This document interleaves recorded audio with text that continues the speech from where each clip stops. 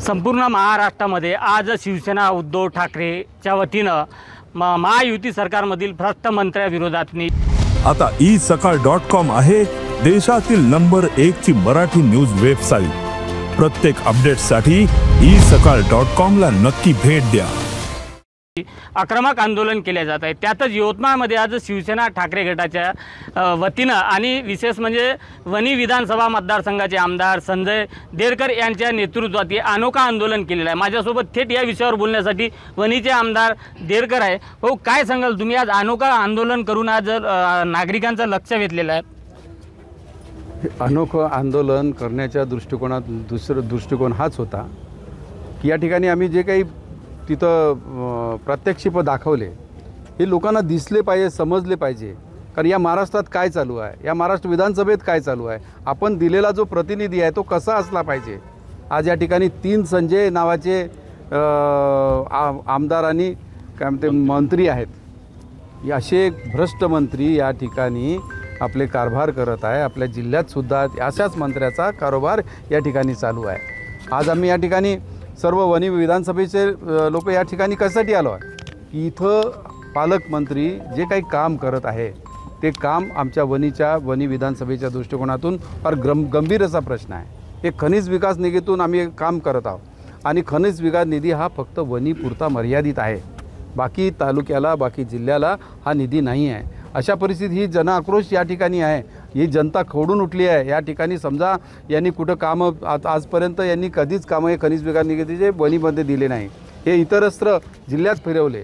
आणि अशा परिस्थितीत असे नेते समजा ज्या जिल्ह्याला ज्या तालुक्याला हा निधी मिळाला पाहिजे असे मंत्री या ठिकाणी बसले असेल। पालक कशाला म्हणतो आपण? पालकत्व फक्त काय त्यांच्या विधानसभापुरतं आहे, बाकी विधानसभा नाही आहे। बाकी विधानसभेत लोक राहत नाही, जनता राहत नाही, त्यांचे प्रश्न नाही। हे प्रश्न घेऊन आम्ही या ठिकाणी आलो आहे। आपल्याला सांगायचं आहे की आज या ठिकाणी जनआक्रोश मोर्चा हा केवळ शिवसेनेचा नाही तर अख्ख्या जनतेचा आहे। या जनतेला जो न्याय मिळाला पाहिजे तो मिळत नाही।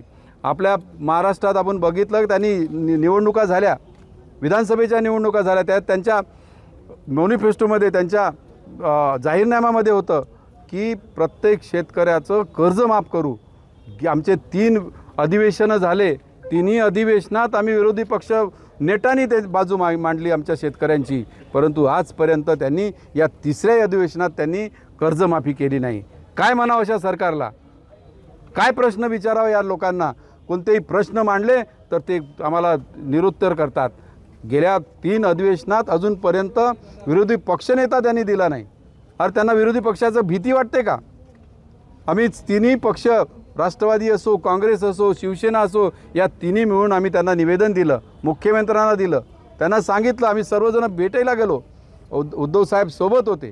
त्यांनी सांगितलं की तुम्ही विरोधी पक्षनेता नेमा जेणेकरून आमच्या विरोधी पक्षाचे सर्व कामं होतील, परंतु त्यांनी अजूनपर्यंत नेमणार आहे। कारण त्यांना भीती वाटते कुठं आमचा भ्रष्टाचार बाहेर काढते विरोधी पक्षनेता की काय, असं वाटते त्यांना। हे प्रश्न त्यांना भेडसावत आहे आणि अशा भ्रष्ट कारभार करणाऱ्या युती सरकारचा आमचा निषेध आहे आणि तो निषेधार्थ आम्ही आज या यवतमाळ जिल्ह्यात आमच्या पक्षनेत्याच्या आदेशानुसार हा मोर्चा जनआक्रोश मोर्चा या ठिकाणी केला आहे। इथंच थांबणार नाही आम्ही, तर हे तालुक्या लेवलला असो की गाव पातळीवर हा आमचा मोर्चा कायम सतत राहतील जोपर्यंत अशा भ्रष्ट कारभारी आमदार आणि मंत्र्यांना जोपर्यंत निष्कासित करत नाही तोपर्यंत आमचा हा जनआक्रोश मोर्चा चालूच राहतील। नक्कीच आंदोलन करण्याचं संविधानानं सगळ्यालाच अधिकार आहे। विशेष म्हणजे विरोधी पक्ष नेते या अँगलनं तुम्हाला आंदोलन करण्याचा संविधान अधिकार देते। मात्र जे लोकप्रतिनिधी संविधानिक पदावर बसलेले आहे, जिल्ह्याचे पालकमंत्री असतील किंवा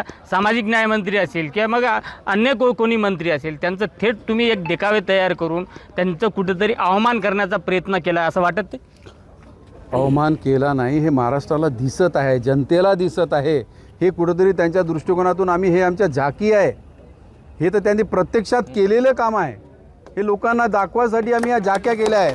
हे महिला नाही आहे, हे पुरुष आहे जे नाचवले आहे ते महिला नसून पुरुष आहे आणि आम्हाला त्यांना दाखवायचं होतं। आमच्या यवतमाळ जिल्ह्यात या आमच्या जनतेला दाखवायचं होतं की आम्ही काय करून राहिलो, या महाराष्ट्र युती सरकार काय करून राहिलो, कशा पद्धतीनं हे जे सरकार निवडून आलं आहे त्या सरकारमधले मंत्री आमदार काय करून राहिले हा देखावा आम्ही या ठिकाणी केला आहे. आमचा हा दृष्टिकोन नव्हता, कारण तर बाकीचे जे आमदार आहे चांगले आमदार असतील ना, बाकीच्या आमदाराच्या बाबतीत आम्हाला बोलायचं नाही, पण जे भ्रष्ट आहे त्यांना कुठंतरी धडा शिकवला पाहिजे. या सरकारने, युती सरकारनेच त्यांना न्याय दिला पाहिजे. आम्ही त्यांना न्याय मागत आहोत की असे भ्रष्ट मंत्री किंवा आमदार या ठिकाणी नको आहे, त्यांना कुठंतरी निष्कासित करा, ही आमची मागणी आहे. नक्कीच महायुती सरकारमधील भ्रष्ट मंत्र्यांचं नागरिकांमध्ये जनजागृती करण्याच्या दृष्टिकोनातून हा ठाकरे गटाचं यवतमाळमध्ये अनोखा आंदोलन केल्याचं बोलल्या जाते. संजय राठोड, साम टीव्ही न्यूज, यवतमाळ. देश विदेशातील प्रत्येक घडामोडींचे लाईव्ह अपडेट मिळवण्यासाठी आता साम टीव्हीच्या सर्व सोशल मीडिया प्लॅटफॉर्मला लाईक, फॉलो आणि सबस्क्राईब करा. तसंच सर्व नोटिफिकेशनसाठी बेल आयकॉन प्रेस करायला विसरू नका.